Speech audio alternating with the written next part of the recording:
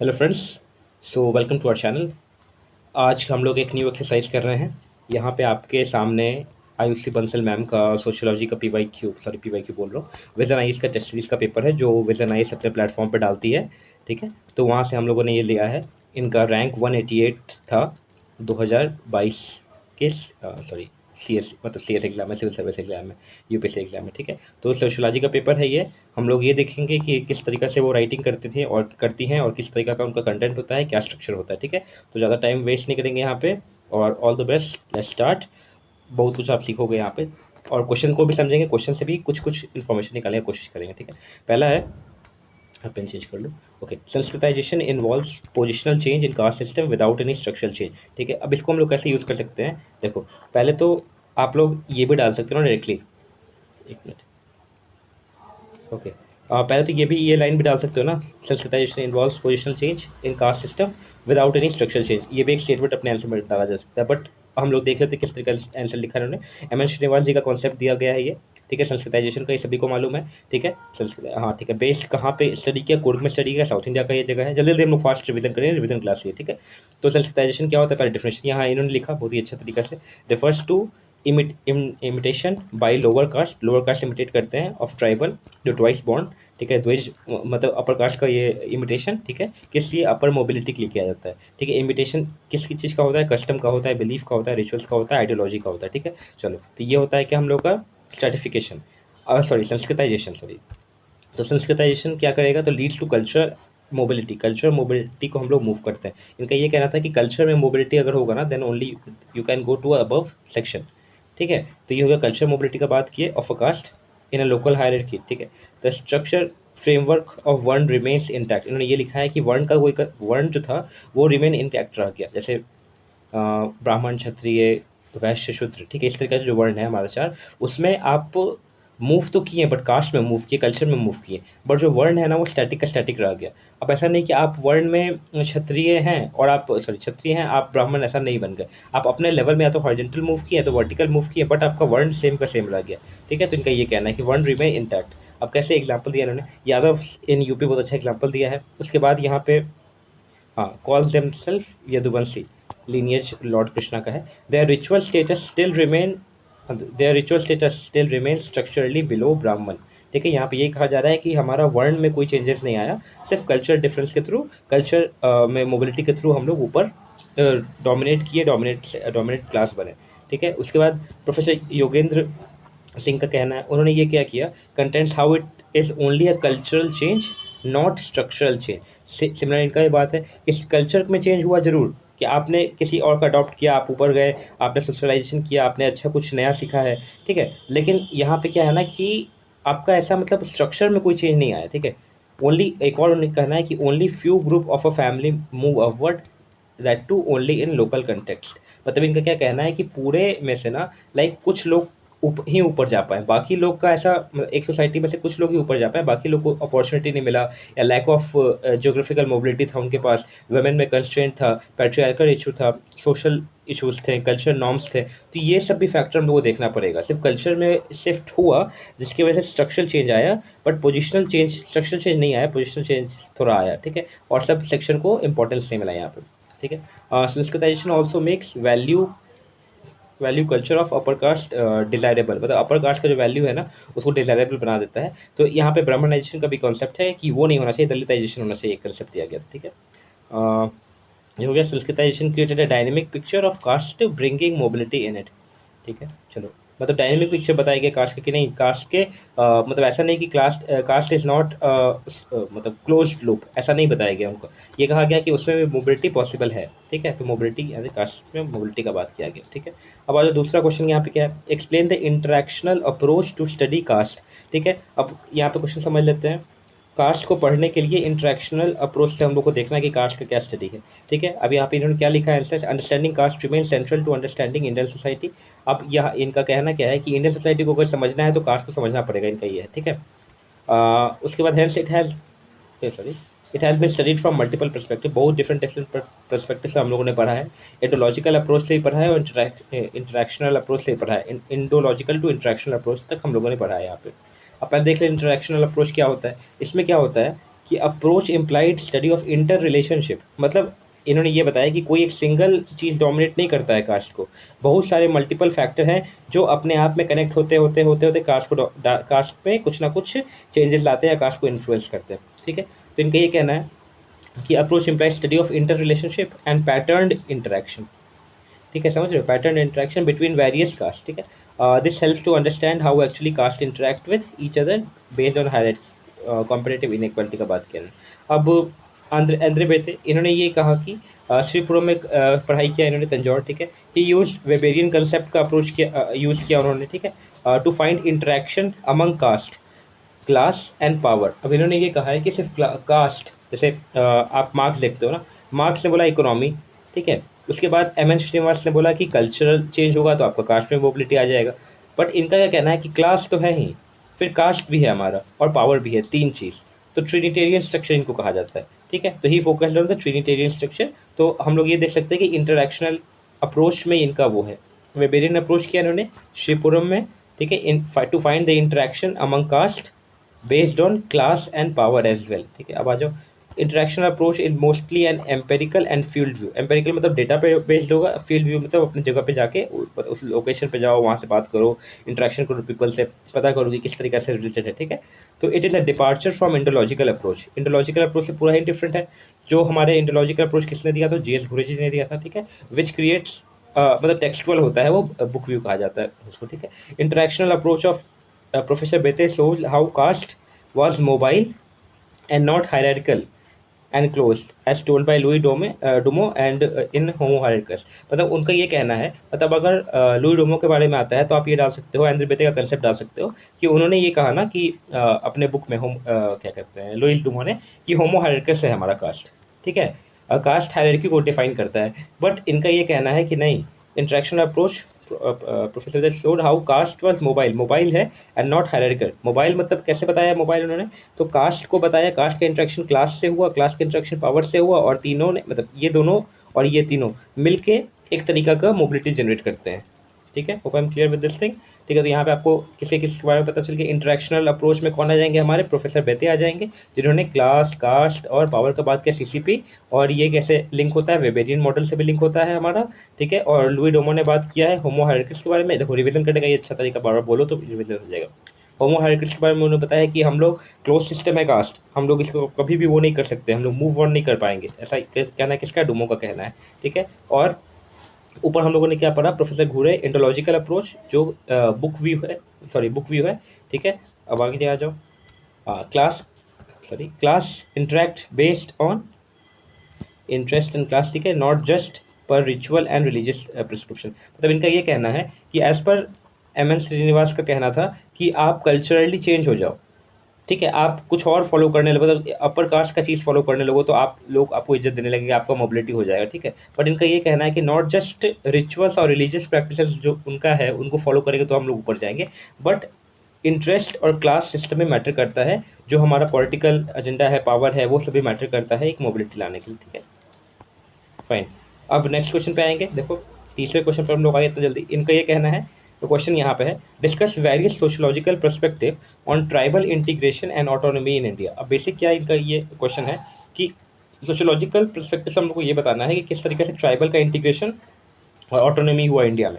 ठीक है, क्वेश्चन समझ गए। अब आ जाओ, the debate on tribal integration and autonomy is crucial in context of tribal development. अब ये इनका ये देखो, ये भी इंपॉर्टेंट होता है इंट्रोडक्शन। अब ट्राइबल इंटीग्रेशन, ठीक है, और उनका ऑटोनॉमी, ट्राइबल इंटीग्रेशन और ऑटोनॉमी ही ये डिफाइन कर रहा है कि ट्राइबल का किस तरह का डेवलपमेंट होगा। अब समझ रहे हो तो समझ जाना। एक मिनट देखो, जैसे ट्राइबल का ऑटोनॉमी के बारे में हम लोग बात की, कितना उनको पावर मिला, कितना ऑटोनोमस है, ऑटोनॉमी है उनके पास, और ट्राइबल किस तरीके से इंटीग्रेट हुए हमारे मेन स्ट्रीम सोसाइटी में, तभी जाके डेवलपमेंट का बात है यहाँ पे। कोविड-19 वैक्सीन के समय पता चल गया क्या प्रॉब्लम था हम लोग का, मतलब वैक्सीन लेने से मना कर रहे थे, बट अल्टीमेटली एक ऑटोनॉमी मिला उनको, उसके बाद इंटीग्रेट हुए, तब जाके डेवलपमेंट का ये बात हुआ। ठीक है, चलो बहुत अच्छा लाइन है ये। उसके बाद आ जाओ सोशियोलॉजिकल पर्सपेक्टिव देख लेते हैं कि पहला क्या है। पहला इंटीग्रेशन का पर्सपेक्टिव है। ठीक है, इंटीग्रेशन का पर्सपेक्टिव दिए घुरे जी, हम लोग याद भी करेंगे। इंटीग्रेशन का पर्सपेक्टिव उन्होंने ये कहा कि ट्राइबल्स है ना वो बैकवर्ड हिंदूज हैं। ठीक है, यहाँ पे ठीक है, ये कह रहे हैं ना कि वो लोग इंटीग्रेट हो नहीं पाए अच्छे से, अब ऐसा है कि उन लोग को इंटीग्रेट करने का टाइम है। ऐसा integration of tribals into mainstream culture and economy, as per professor Ghurye, tribals are not various levels of integration with tribals are at various levels of integration with Hindu, and he called them backward Hindu। मतलब इनका ये कहना है कि they are Hindus only, but वो अभी थोड़ा separated है, उनको अब एक साथ जोड़ने का टाइम है, इस तरीका का। तो आप ये डाल सकते हो इंटीग्रेशन में पहला कंसेप्ट प्रोफेसर घूरे का आ सकता है, ठीक है। उसके बाद जो और कौन कौन स्कॉलर हुए, एस.सी. रॉय, इनका ये कहना है propounded simultaneous existence of tribe and caste as जन एंड जाति के बारे में उन्होंने बताया है कि साइमल्टेनियस एग्जिस्टेंस का जन, ट्राइब और कास्ट का, ठीक है। एन के बोस जी का कहना है also called for their acculturation in Hindu society. Acculturation मतलब क्या होता है, एक मिनट मैं गूगल भी कर लेता हूँ कि सही इन्फॉर्मेशन पता चले, 2 मिनट बेयर कर लेना। ओके, अकल्चरलेशन मतलब क्या होता है, असिमिलेशन कहते हैं इसमें, ठीक है। अब असिमिलेशन का कॉन्सेप्ट घुरे जी ने दिया इंटीग्रेशन के लिए कि वो बैकवर्ड हिंदू है तो उनको अपने में मिला लो, ठीक है। तो यहाँ पे हम लोग देख सकते हैं कि एन के बोस असिमिलेशन का बात कर रहे हैं और कल्चरेशन का बात कर रहे हैं, और एस.सी. रॉय जो यहाँ पे है उन्होंने बात किया कि propounded the simultaneous existence. Simultaneous मतलब जाति और ट्राइब दोनों एक साथ ही आए थे, ठीक है। तो जन और जाति, और जनजाति हम लोग कहते हैं जन और जाति, जाति मतलब कास्ट और जन मतलब ट्राइबल का बात उन्होंने किया। एन के बोस हो गए, उन्होंने ये कहा कि कल्चरेशन में हिंदू सोसाइटी का अभी काम करना है, ठीक है। उसके बाद ऑटोनॉमी पे बात किसने किया है, ठीक है। तो ये ऑटोनॉमी पे हमारे वेरियर एल्विन, ठीक है। इनका ये कहना है, पोस्ट इंडिपेंडेंस का ये स्टडी है, उन्होंने ये कहा कि he called for development of tribal development के बारे में उन्होंने बात किया है कि he called for development of tribal development blocks to protect tribes from onslaught of outsider and pressure their, मतलब प्रिजर्व देयर कल्चर। उन्होंने ये कहा कि ट्राइबल को डेवलपमेंट करने दो, उनको ऑटोनॉमी दो आप लोग, उनको डेवलप करने दो, उन पर कोई तरह का मतलब उनकी कल्चर पे कोई तरह का प्रेशर नहीं आए, ठीक है। एक मिनट, हाँ यहाँ पे थे, टू प्रिजर्व देयर कल्चर, ठीक है। As per him tribal should be trained, पहले ट्रेन करो, ठीक है, and over time given capacity, ठीक है। ठीक है, उसके बाद क्या, temporary isolation to result in permanent integration. थोड़ा पहले आइसोलेट करके उनको ऑटोनॉमी दो, ऑटोनॉमी देके उनको मतलब अच्छे से ट्रीटमेंट, अच्छे से उनको प्रिजर्व करो उनके कल्चर को। उसके बाद थोड़ा ट्रेनिंग हो गया, फिर over time give them capacity, given capacity, temporary isolation lead to permanent integration, मतलब temporary isolation to result in permanent integration. उनका ये कहना है कि आप लोग शुरुआत में थोड़ा मतलब उनको एसिमुलेट होने से पहले आप उनको पहले तो पोस्ट इंडिपेंडेंस में, वेरी एल्विन का कहना है कि डेवलपमेंट के लिए आपको ये करना होगा ना कि उनके कल्चर को प्रिजर्व करना होगा, उनको प्रोटेक्ट करना होगा, उनको ऑनस्लॉट नहीं करना होगा, ज़बरदस्ती नहीं करना होगा, ठीक है। आप उनको हेल्प करो, ट्रेन करो, फिर धीरे धीरे टाइम के साथ वो अपने आप एसिमुलेट हो जाएंगे, सोसाइटी में रह रहे हैं तो एसिमुलेट हो जाएंगे, ठीक है। पोस्ट इंडिपेंडेंस आर फॉलोड, मतलब यूज, मतलब फॉलो, यहाँ पे लिखा है नेहरू पंचशील, ठीक है, which called for controlled integration. Controlled integration का बात किसने किया है, तो नेहरू जी ने बात किया था कि अपने पंचशील डॉक्यूमेंट में कंट्रोल्ड इंटीग्रेशन का बात किया। अब देख लो यहाँ पे क्या हुआ कि घूरे जी ने इंटीग्रेशन का बात किया, उसके बाद ऑटोनॉमी का बात किया किसने, तो हमारे एल्विन जी ने, और यहाँ पे हो गया हमारा क्या कहते हैं, ये था ना कंट्रोल्ड इंटीग्रेशन का बात किया हमारे नेहरू जी ने, ठीक है। Constitution vision of social change was their development and getting rid of tribal poverty and indebtedness, इस तरीका का उनका ये जो पंचशील का योजना था उसमें। तो देखो ट्राइबल का एक्चुअली में डेवलपमेंट का हम लोग को 3 फेज ही पढ़ना है। पहला तो हो गया किस किस तरीका से ऑटोनॉमी का बात हुआ, पहले इंटीग्रेशन का बात हो गया। इंटीग्रेशन का बात किया है हमारे जीएस घूरे जी ने कि कंप्लीट एसिमुलेट कर दो, ये मतलब बैकवर्ड हिंदूज हैं तो इन लोग को एसिमुलेट कर दो, एक तरीका से फिर कोई प्रॉब्लम नहीं रहेगा, एक सोसाइटी डेवलप्ड रहेगा। उसके बाद ऑटोनॉमी का बात किया हमारे वेरियर एल्विन, उन्होंने कहा कि पहले उनको प्रोटेक्ट करो, उनके कल्चर को प्रोटेक्शन करो, प्रिजर्व करो, उनको अपने में डेवलप करने दो, उनको ट्रेनिंग दो, ट्रेनिंग के बाद वो अपने आप ग्रो करेंगे, कैपेसिटी बिल्ड होगा उनका, कैपेसिटी बिल्ड होने के बाद वो लोग सोसाइटी के साथ मिंगल होना चाहेंगे, और फिर धीरे धीरे करके टेम्परेरीली थोड़ा आइसोलेशन रहेगा बट धीरे धीरे परमानेंट वो लोग मिंगल हो जाएंगे। फिर नेहरू जी का कंसेप्ट क्या है, कंट्रोल्ड इंटीग्रेशन, मतलब ऐसा नहीं फोर्सफुली नहीं करना है, धीरे धीरे करने के बाद उन्होंने किया, ठीक है। मोटा मोटी कंसेप्ट यहाँ पे आप लोग को रिविजन के लिए है ही चीज़, तो आप लोग को अपना जो भी कंसेप्ट है ना वो रिवाइज ही हो जाएगा इस सब चीज़, इसको देखोगे तो, ठीक है। ओके, अब ये एक क्वेश्चन नया है, elaborate on Daniel Thorner's division of agrarian population into different class category. Daniel Thorner का यहाँ पे कंसेप्ट बार बार हमारा पीवाईक्यू में भी आते रहता है कि किस तरीक़ा से एग्रेरियन पॉपुलेशन को ना उन्होंने स्ट्रक्चर किया था, किस तरीक़ा से कैटेगरीज में डिफाइन किया था उनको। ठीक है, पहले तो है कि डेनियल थॉर्नर क्या क्या किए, उनका थोड़ा इन्होंने लिख दिया डेफिनेशन, मतलब इंट्रोडक्शन, कि 250 वेरियस स्टडी किया। इसका मतलब ये कि बहुत डीप में स्टडी किए हैं, ठीक है, अक्रॉस 10 साल तक किए हैं, ठीक है, generate rich understanding rural agrarian society में। देखो ये जब आपको पढ़ने का क्या है, इसमें इंपॉर्टेंस मिल रहा है किस तरह से इंट्रोडक्शन लिखना है, ठीक है। ये डिवाइडेड एग्रीगेरियन क्लासेस इंटू, मालिक में किया उन्होंने, किसान में किया और मजदूर में किया, ठीक है। This was done based on land holding. Land holding जिस तरीके का लैंड होल्डिंग था ना उनका, उसके हिसाब से इनको डिफ्रेंशिएट किया गया कि किसके पास कितना लैंड होल्डिंग है, उस अनुसार मालिक किसान और मजदूर, समझ गए, मालिक किसान और मजदूर। उसके बाद आ जाओ, मालिक ओन लार्ज ट्रैक्ट, ये तो पता है, एंड लैंड वॉज मतलब land end of land and hired labour को हायर करते थे वो लोग टेनेंसी के लिए, ठीक है। उसके बाद their income was profit and interest was to keep wages, मतलब वो चाहते थे कि वेज कम रहे, रेंट कम रहे और उनको प्रॉफिट मिलते रहे। किसान कौन हो गए? किसान हो गए स्मॉल लैंडलॉर्ड्स हमारे, जिनके पास मतलब small land holders who used own और फैमिली लेबर्स, अपना या तो फिर फैमिली लेबर को यूज़ करते थे। They form the largest segment हमारे सोसाइटी में। मजदूर कौन हो गए? लैंडलेस, इनके पास लैंड ही नहीं था, एग्रीकल्चर लेबर्स और पुअर शेयर क्रॉपर्स, ठीक है।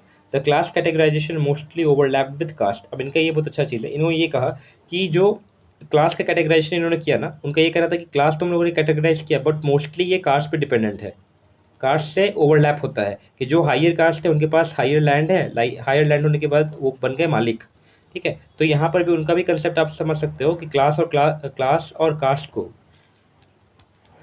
कैसे इंटरलिंक किया यहाँ पे किसने, तो हमारे डेनियल थॉर्नर ने। इस तरीके से आप अगर कहीं और भी एग्जाम्पल डालना हो या फिर क्रिटिक्स करना हो या फिर क्लास और पावर के बारे में करना हो तो आप इसको डाल सकते हो। आप ये कर सकते हो ना कि एंड्रे बेते के स्टेटमेंट को इनके साथ को रिलेटिव बना सकते हो, ठीक है। तो this class categorisation mostly overlaps with caste, ठीक है। मालिक्स generally belong to the upper caste, जो मैंने बता दिया, और डोमिनेंट कास्ट, अनलाइक मजदूर जो थे हमारे लोअर कास्ट से, ठीक है। अलॉन्ग विथ मालिक्स, भद्रलोक कौन थे? तो जेंटलमैन फार्मर। जेंटलमैन फार्मर क्या था कि जो लोग पहले तो जॉब में थे, ठीक है, बहुत लोग ऐसे होते हैं ना कि जॉब किया उन्होंने, बहुत अच्छा पैसा कमाया, बाद में अपने गांव आते हैं और खेती करते हैं, या फिर हॉर्टिकल्चर हो गया, फिर पैसा कमाने के उतना इन्वेस्ट किए हैं तो कैश क्रॉप उगाना शुरू कर देंगे, ठीक है। या फिर जैसे हम लोग अभी देखते हैं ना कि मशरूम का करते हैं, या फिर डेयरी फार्मिंग कर रहे हैं, या फिर हॉर्टिकल्चर कर रहे हैं, बी कीपिंग कर रहे हैं, तो इस तरीक़ा से वाले लोग को क्या कहते थे? भद्रलोक, ठीक है। एक मिनट, तो यहाँ पे bhadralok gentleman farmer have made appearance, ठीक है, फिर वो लोग भी आना शुरू किए। They invest in agriculture post retirement of government jobs retirement होने के बाद इन्वेस्ट करते थे फील्ड में। And knowledgeable of good cultivation practice, उनको नॉलेज था अच्छे कल्टिवेशन प्रैक्टिस के बारे में, इतना सब कुछ पढ़े हैं ट्रेडिशनल से थोड़ा हट के, किस तरीका का फर्टिलाइजर डालना है, कैसा लैंड होल्डिंग है, सॉइल मैनेजमेंट, वाटर मैनेजमेंट, ये सब, ठीक है। उसके बाद एज पर थॉर्नर, मालिक्स and bhadralok diversify their income and grow cash crops. अब डाइवर्सिफाई कर दिया इन्होंने, अब ये बोल रहे हैं क्या, मालिक और जो भद्रलोक हो गए उन लोग के पास इतना प्रॉफिट आने लगा ना कि एक सेक्शन देते थे एग्रीकल्चर के लिए, दूसरा भी मतलब कुछ क्रॉप के लिए दे दिए, अब जो बाकी था ना वो कैश क्रॉप उगाने लगे। Cash crop in the sense कि जिससे प्रॉफिट बहुत आना शुरू हुआ, मतलब अब सब कुछ, एक मिनट सॉरी, अपना सब कुछ जो होता है ना कि अपना सस्टेनेंस के लिए जो भी इम्पोर्टेंट था वो तो निकल गया, बाकी फिर प्रॉफिट के लिए वो लोग कैश क्रॉप उगाना शुरू किए। अब कैश क्रॉप से क्या होता था कि उन लोगों को हायर प्रॉफिट मिलना शुरू हुआ। देखो यहाँ पे है ना, this suggested growth of capitalism, मतलब suggested growth of capitalism in agriculture. अब धीरे धीरे क्या इसके वजह से क्या हुआ ना कि एग्रीकल्चर में हम लोग को कैपिटलिज्म का वो दिखना शुरू हो गया, जैसे जैसे कैश क्रॉप उगना शुरू हुआ। अब cash crop was not essential for our daily base और डेली नीड्स, वो फूड का तो होता नहीं है, तो वो क्या हुआ ना कि एक तरह का लग्जरी आइटम बनना शुरू हुआ, और ये लग्जरी ना कैपिटलिज्म को इंड्यूस किया, और ये कैपिटलिज्म इंड्यूस हो गया हमारे एग्रीकल्चर में, ठीक है। Thorner deep insight gave rich understanding of agrarian class, okay. अब आ जाओ यहाँ पे लीगल एज ऑफ मैरिज के बारे में यहाँ बात किया, women in India sociological narrative से बताना है। Recently government has propose to raise the legal age of marriage for women from 18 years to 21, same age that of man. इनका ये क्या इन्होंने ये लिखा है। अब मतलब क्या क्यों है? Supporters argue that this will lead to better health ठीक है। एजुकेशन, लेबर फोर्स पार्टिसिपेशन जो है वुमेन का ठीक हो जाएगा, अभी 23% है, उससे ज़्यादा भी हो जाएगा। ठीक है। तो जैसे जैसे मैरिज का एज ज़्यादा होगा तो लोग पढ़ना शुरू करेंगे, हेल्थ अच्छा रहेगा, प्रेगनेंसी अथवा लेट से होगा तो फिर मतलब हेल्थ सही रहेगा उनका, और जो भी अपना कल्चर एस्पिरेशन है, ड्रीम्स है, वो लोग अपना सेटल कर पाएंगे। ठीक है। चलो, एक तो ये है। अब देख लो, बट क्या है ना कि patriarchy in India which values women's virginity को पैट्रियार्की ज़्यादा वैल्यू करता है, तो has given rise to early marriage. ठीक है। ये बहुत ही अब thoughtful thoughtful in the sense कि बहुत जेनविन भी कह सकते हो। जेनविन नहीं, सॉरी, जेनविन नहीं बोलूँगा इसको, बट पैट्रियार्की का ये बताया कि किस तरीका से पैट्रियार्की इंड्यूस करता है हमारे अर्ली मैरिज को। तो पैट्रियार्की क्या करता है कि वुमेन वर्जिनिटी को ज़्यादा वैल्यू करता है, जिसकी वजह से अर्ली मैरिज होता है। ठीक है। एक तरीका मैं फ्लो बता रहा हूँ किस तरीका का इन्होंने लिखा है। Further Hinduism which consider marriage sacrament, ठीक है, एंड गृहस्थ आश्रम as life journey makes marriage mandatory. ठीक है। ये मतलब इनका ये कहना है ना कि क्यों मैरिज का एज कम है। पहले तो हो गया कि पैट्रियार्की वाला कंसेप्ट कि जैसे वर्जिनिटी का बात है तो आप जल्दी शादी कर दो। ठीक है। उसके बाद सेक्रेमेंट, मैरिज को हम लोग सेक्रेमेंट मानते हैं हिंदू सोसाइटी में। तो उनका क्या कहना है कि गृहस्थ आश्रम करना ही करना है, मतलब मैरिज मैंडेटरी होता है। तो फिर शादी का बात हुआ तो फिर जल्दी लोग शादी कर देते कि करना ही है शादी, आज नहीं तो कल, तो पहले ही कर दो। ठीक है। सोसाइटी का ये मेंटेलिटी है। इस्लाम का भी देख रहे थे। इस्लाम में क्या हुआ कि जो पर्सनल लॉ ऑफ शरीयत allows women getting married as soon as she attains puberty. जैसे ही प्यूबर्टी अटेन होता है तो उनको शादी के लिए बोला जाता है। Before 18 years of age, 18 years से अगर पहले भी आ जाता है ना प्यूबर्टी, तो उसी समय बोल दिया जाता है करने के लिए। अब क्या होगा, hence law is to be use as a vehicle of social change. तो हम लोग जो लॉ है हमारा उसको हम लोग यूज़ कर सकते हैं as a vehicle of social change. ठीक है। हाउएवर क्रिटिक्स का भी देखते क्या आर्ग्यू कर रहे हैं वो लोग। Argue that this was disproportionately under, sorry, इन्होंने क्या लिखा है, एक मिनट। ओके, बर्डन है ना, disproportionately burden lower caste and tribe. देखो इन्होंने ये कहना है कि ये जो होगा ना, ये एक्चुअल में जो क्रिटिक्स का ये कहना है कि ये जो आप लोग लाओगे ना, तो ये लोअर कास्ट और ट्राइबल को बहुत इफेक्ट करेगा।